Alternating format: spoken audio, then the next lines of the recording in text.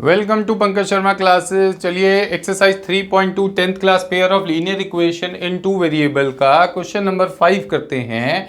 Question number 5 पढ़ो जी। Hopefully आपने 1 2 3 4 अच्छे से कर लिया होंगे। अगर उसमें किसी को डाउट है तो वो कमेंट करके बताएं ज़रूर। यहाँ पर आपके पास क्या लिखा हुआ है, half the perimeter of rectangular garden. Rectangular garden मतलब क्या है? गार्डन तो बहुत देखा होगा आपने। रेक्टेंगुलर गार्डन, रेक्टेंगल का मतलब क्या होता है?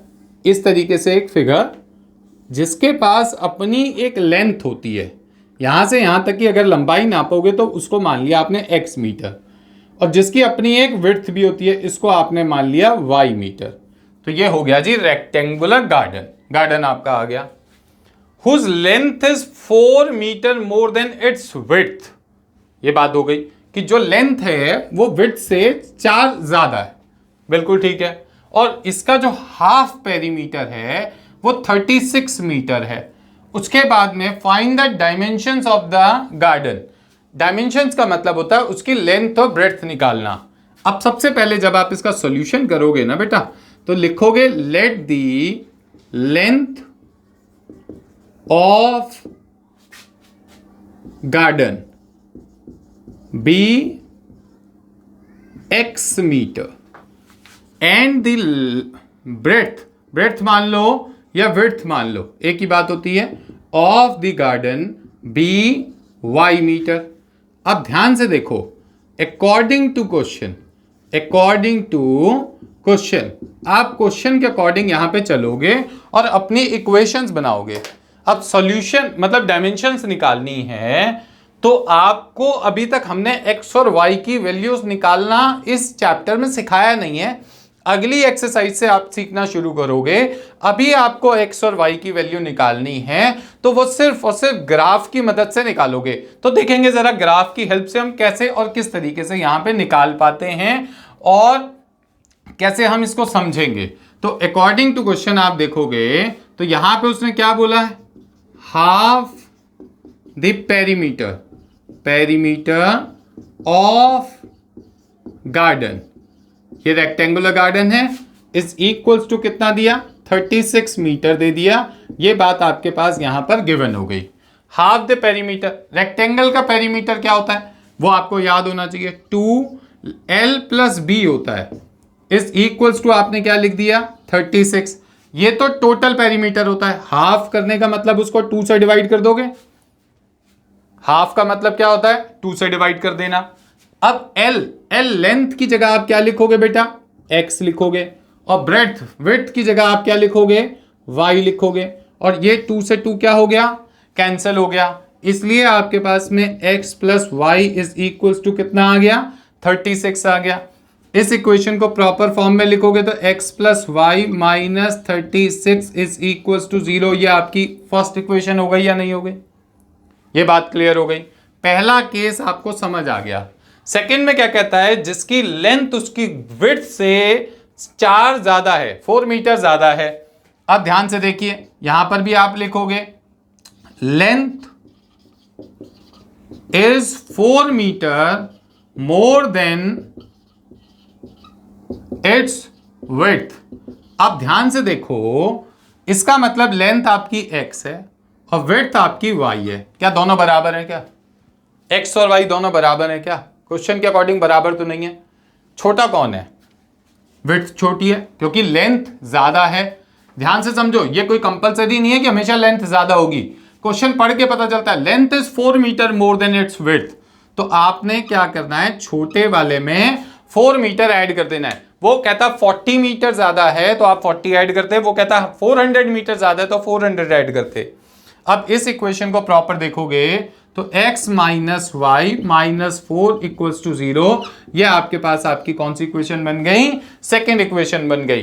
अब इसी तरीके से आपने इस क्वेश्चन को यहां पर आगे सॉल्व करना है। आगे सॉल्व करने के लिए आपको क्या करना पड़ेगा, इनके पॉइंट्स निकालने पड़ेंगे। जब आप इनके पॉइंट्स निकालोगे तब आप इसका प्रॉपर ग्राफ बना पाओगे। तो पॉइंट्स निकालने के लिए आप क्या करोगे, फॉर इक्वेशन नंबर 1 को पिक करो, x + y - 36 इक्वल्स टू 0। इसका बॉक्स बना लो जी, पॉइंट बनाओगे, यहां पर आपके पास में x और y, x की वैल्यू 0 पुट करोगे y की वैल्यू 36 आएगी, y की वैल्यू 0 पुट करोगे x की वैल्यू 36 आएगी। ये आपने यहां पर कर दिया।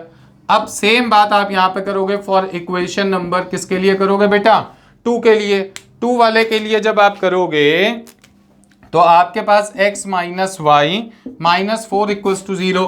सेम पॉइंट्स आपने यहां पर भी इसके लिए भी लेने हैं, x और y। x की वैल्यू 0 तो y की वैल्यू 4 आ गई, y की वैल्यू 0 तो आपके पास x की वैल्यू कितनी आ गई, 4 आएगी या नहीं आएगी, ये अभी कंफ्यूजन है। आपने x की वैल्यू 0 पुट करी, y की वैल्यू 4 नहीं आएगी, y की वैल्यू कितनी आएगी बेटा, -4 आएगी। ये बहुत ध्यान देना है, यहाँ पर कोई गलती ना हो जाए, मिस्टेक किसी से भी हो जाती है कभी भी, तो इसलिए बहुत ध्यान से करना है। मिस्टेक का मतलब फाइनल एग्जाम में मिस्टेक हो गई तो मार्क्स कट जाएंगे। ये क्लियर हो गई यहाँ, क्योंकि अब देख लेते हैं यहाँ पर, चलो पुट कर लेते हैं x इज इक्वल्स टू 0, तो 0 minus y minus 4 equals to 0, minus y is equals to 4 हो जाएगा, तो y इक्वल्स टू आपके पास में -4 आ जाएगा। क्लियर हो गई मेरी बात यहाँ तक। सेम बात आपने यहाँ पे क्या करा, पुट कर दिया y इज इक्वल्स टू 0, तो y इक्वल्स टू 0 तो आपके पास में x minus 0 minus 4 equals to 0, x की वैल्यू बेटा 4 आ गई।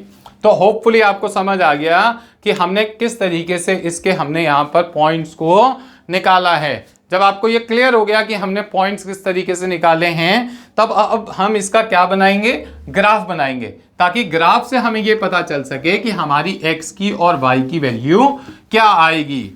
बहुत अच्छे से समझा करो हर एक क्वेश्चन को। देखो एग्जाम में आपको नहीं पता कौन सा क्वेश्चन आ जाए, इतनी परफेक्ट कर लो अपनी मैथ्स, कोई भी क्वेश्चन कहीं से भी पूछ ले आप फटाक से उसका आंसर दे दो। अब आपके पास में ध्यान दोगे तो आपने यहां पर 36 का गैप लेना ग्राफ में, वो तो ठीक नहीं है। मैंने थोड़ी समझदारी दिखाई कि मैं क्या करूंगा, 4 का ही गैप ले लूंगा, 4 का गैप ले लूंगा, क्योंकि ये 4 के मल्टीपल्स हैं। तो 4 का गैप लेने से फायदा क्या होगा, ये आ गया 4, 8, 12, 16, 20, 24, उसके बाद में 28, या आपके पास 32, और ये आ गया 36।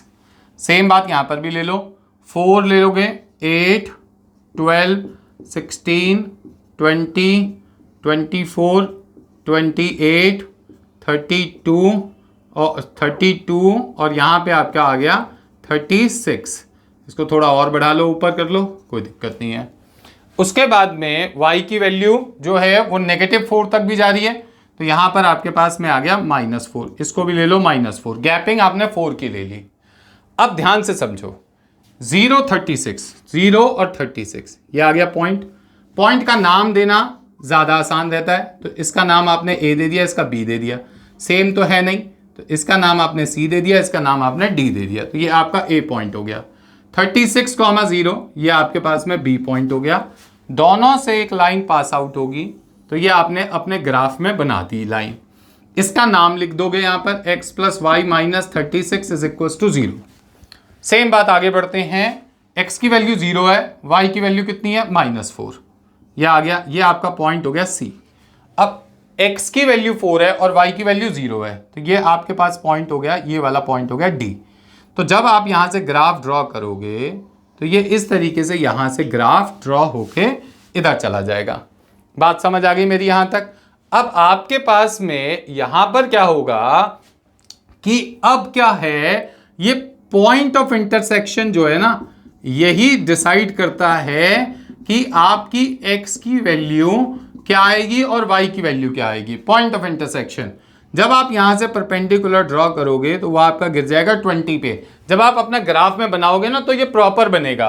जब आप यहां से परपेंडिकुलर ड्रॉ करोगे तो ये आपका गिर जाएगा 16 पर। तो इसका मतलब जो यहां पर वैल्यू आई x की वैल्यू 20 और जो यहां पर परपेंडिकुलर ड्रॉ करने पर y की वैल्यू आ गई आपके पास में 16, तो उसी को आप यहां पे लिखोगे, यहां पे क्या लिखोगे, लेंथ ऑफ गार्डन। गार्डन की जो लेंथ है वो आपने क्या मानी थी, x मीटर, अब वो कितनी आ गई 20 मीटर। और यहां पे आपके पास क्या होगा, विड्थ ऑफ गार्डन, और गार्डन की जो विड्थ है वो आपने मानी थी y मीटर, तो आपके पास में वो कितनी हो जाएगी 16 मीटर हो जाएगी। पर ये आप पता तभी लगा पाओगे जब आप इसको प्रॉपर ग्राफ में बनाओगे तो होपफुली ये क्वेश्चन आपको अच्छे से समझ आ गया होगा कि हमने इस क्वेश्चन को किस तरीके से किया है। तो आप इसकी प्रैक्टिस कीजिए, अच्छे से पढ़िए। Thank you very much.